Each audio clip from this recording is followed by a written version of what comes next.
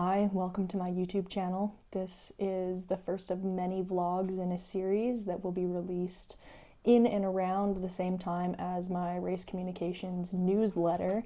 So for those of you that don't feel like reading an email, you can tune into these vlogs and get the recap of my travels and my inner thoughts and processing as I continue to progress as a snowboardcross athlete. So welcome to the first video. Unfortunately, I have far less film than I was hoping to for this first video, just because of how sickly I was feeling. I came down with a really bad cold and flu the day before I was traveling to Steamboat, and so there will be a lot of voiceovers in this clip. Please enjoy, and in the future, hopefully we'll just be speaking to you in the videos. So here we go. The day before I traveled to Steamboat, I made this silly reel pretending to nap in the gondola. Unfortunately, it's how I ended up for the next 8 days. Yeah, fun in the sun. Oh, look at the green lights. Yeah, fancy shit. Have they always had that? I don't know. I feel like no. Even though I woke up with a bit of a headache this morning and a scratchy throat, I decided to go snowboarding with my boyfriend and my videographer because when we go to races, we don't get a lot of time for free riding, so wanted to hit the slopes, ride some jumps, just have a bit of a good time before we got on the road. Even tried to ride some rails. No, I'm too chicken! I'm so scared! I don't know why! Risk factor's too high to ride rails, man.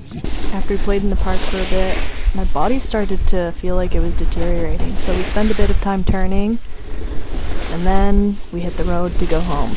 I'm unwell right now though, like I literally feel like when I went to Chile 2 summers ago. Yeah, no. And then I was sick for like 7 days once I got there. Yeah. I was so sick once I got there. I really hope that doesn't happen for this race. I don't think I have bronchitis. I might have had bronchitis or pneumonia. I really don't know.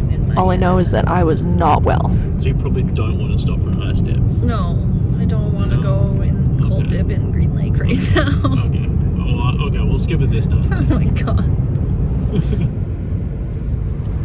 Yeah, I definitely don't want to go in there today. No, sir. Yes, you can always just pack in the morning too. Normally when I travel for a race, I pack all of my stuff the day before, and usually I clean my house too.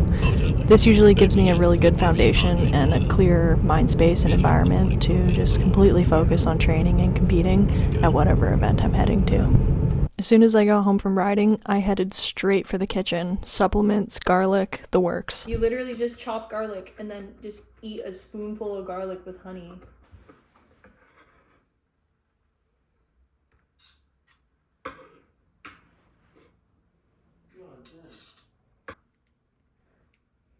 This like Manuka honey, I think it has like honeycomb in it. Cause it's like, it's kind of chunky. Product of Australia. Yeah. Okay, here goes nothing.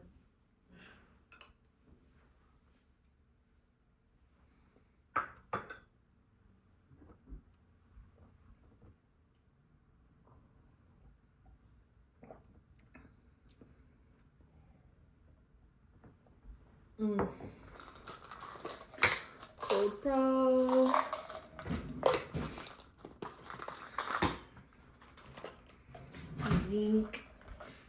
Zinc, because it's in my throat. After I took all of the cold and flu supplements that I had in my house, I headed straight for the couch.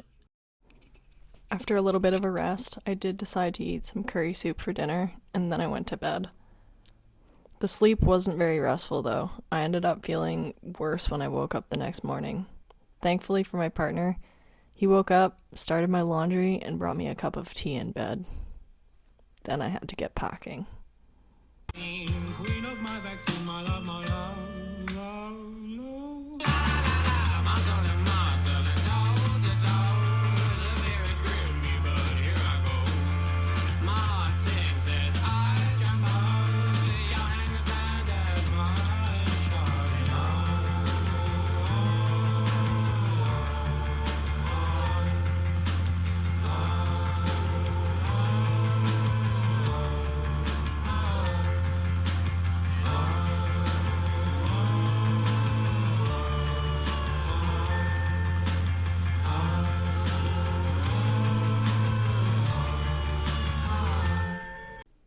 The next 3 days of travel, training, and time trials were definitely going to be with its challenges.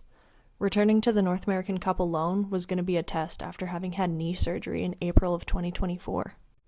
Some athletes after this surgery could be seen taking 12 months off before returning to competition. I decided to choose differently because of the dedication that I put into my knee rehab and felt fully prepared to return early. This race wasn't just going to be about overcoming a cold and flu. It was going to be about overcoming the worst parts of myself and allowing my flow state to guide me in the moment. February 1st was one of the hardest training days of my entire career. I had gotten just under 4.5 hours of sleep, combined with over 3 days of poor sleep quality. From a higher perspective, I knew that being sick was a form of weakness leaving the body and dis-ease departing. But the more that I was sleep deprived, the harder it became to rationalize that this sickness needed to happen so that I could rise. February 1st was training day, and thankfully it wasn't super cold in Steamboat, but the burning in my lungs was strong. Most of the athletes on this day had the chance for only 2 to 4 runs, but after just 2, I called it enough. My training runs were a mess. I hadn't seen myself turn so horribly in years, and I was extremely reactive to riding rollers and jumps. Adding to the disconnection between my mind and body, this snowboard cross track was far below subpar. The terrain was flat. Even less than flat, it was uphill in places where there was barely a downhill beforehand. It made it extremely hard to gain speed, which is the entire concept of snowboard cross. After my training runs, my body was done for.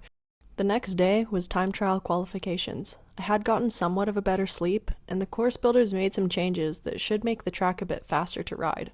At this point, though, I was still surviving on daytime cold and flu, but my body had different plans.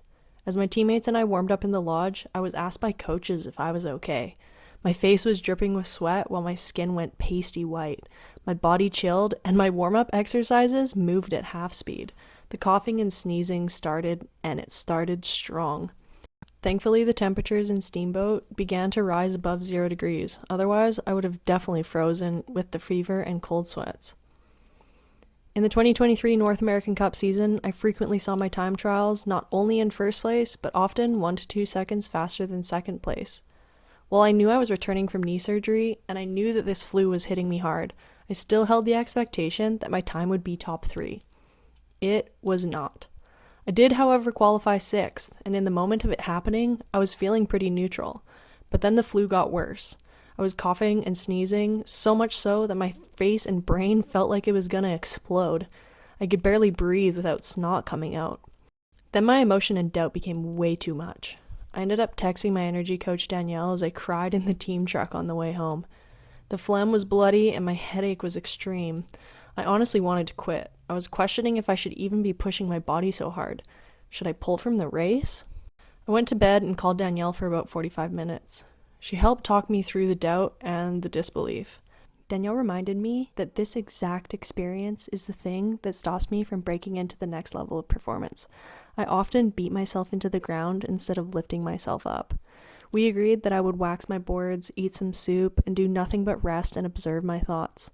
Anytime a thought arose that was negative, I would imagine myself sitting down in a dark room, on a stool, having a pep talk.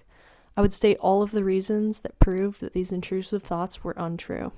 The next 2 days of competition were quite challenging. You'll have to tune into the next video that I'll release at the end of this week that shows my race number 1, along with my analysis and inner thoughts from that race. Thank you so much for watching this vlog, and I hope to see you in my email newsletter. I will put a link in the description below where you can subscribe through my website so that you don't miss any of the extra details that are put into the email. Don't forget to subscribe, and welcome to my YouTube channel.